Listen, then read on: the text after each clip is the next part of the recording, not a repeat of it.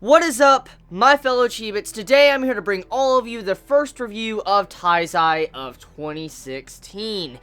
Now, this chapter, to be honest, was a little bit slow. Like, it was incredibly slow. And Taizai does have these chapters every so often. And it's not necessarily a bad thing, but if you were walking into this chapter expecting a very explosive chapter to start and open up 2016, you might be slightly disappointed. But regardless of that, I think this chapter actually was pretty damn nice when it came to the setup of this upcoming arc that we should expect for probably a little bit, maybe a couple months of Taizai.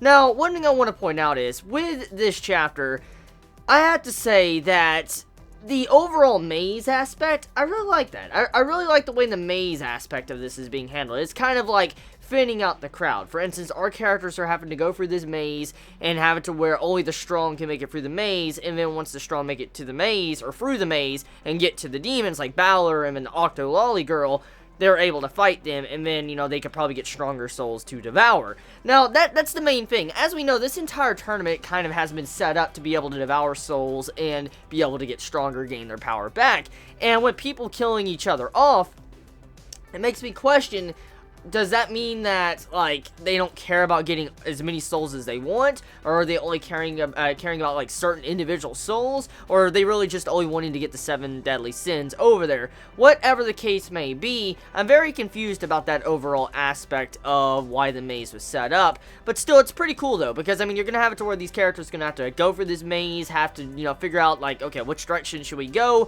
And, I mean, it's even a hassle for giants to get through, and you'd think giants would, you know, have it easy to be able to make it through the maze, but actually it's kind of harder because there's some tight spaces to where they can barely fit through. And you get to see this example because of Matrona and Diane when they were trying to go for certain areas of the maze. It's pretty crazy that the structure is just so fucking large. Like, it's a very, very big fucking maze all the way around the town, and I mean, for it to be this colossal for a giant, just imagine how it is for a regular size human being walking through this maze. It could probably take you, God, just the size of the fucking maze, it could probably take you months, like real months. If you did not know and you didn't have luck on your side, it'd probably take you months to make it through that entire damn maze, because just the size of it alone is fucking scary. And I mean, I wonder exactly what other type of events are going to happen. I mean, with this maze, I wonder if there's going to be any other hassles throughout the entire maze. Like, is there going to be enemies? Like, are they going to have to fight regular people that are coming through the maze? Or is there going to be something else going on? Is there demons going to be inside there? A lot of questions I have, but let's dive in more into that cover page. That cover page! Damn! Like, damn the cover page of this chapter with Matrona. Like, what the fuck? Like, holy shit, Nakaba-sensei starting off with that fan service this year, man.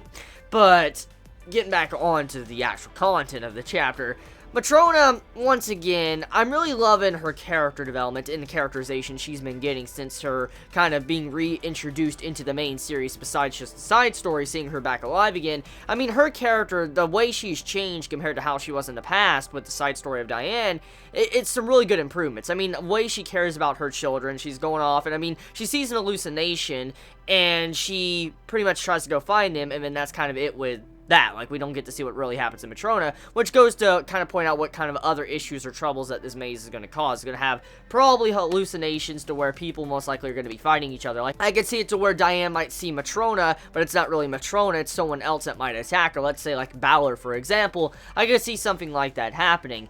Now, one thing I do want to say is that when it came to the actual introduction of this maze and how it must be a very powerful person to make it, I wonder if Diane is going to gain the ability somewhat to be able to kind of manipulate this giant maze, because we do know that Diane's been doing this dance, and we saw how she had this like vision of her power she was using, like we saw it a couple chapters ago, and it makes you wonder, is she going to be able to gain the ability to do something very similar to that, or is she going to be able to deconstruct it? I'm very curious, because I feel like the way this arc is being set up, it's kind of like Diane trying to get more improvements with her strength, because if you look at all the deadly sins so far, a lot of them have had their power-ups, and it's kind of like Diane is one of the main ones that are lacking at this moment, so she needs a little bit more improvement to be able to get stronger, and I feel like that's kind of what Nakaba Sensei's trying to do when it comes to this arc, trying to give, you know, Diane some more character development, character progression, along with allowing her to get stronger as a character, or she can face these 10 commandments. Hawk actually pops up in this chapter, along with Elizabeth,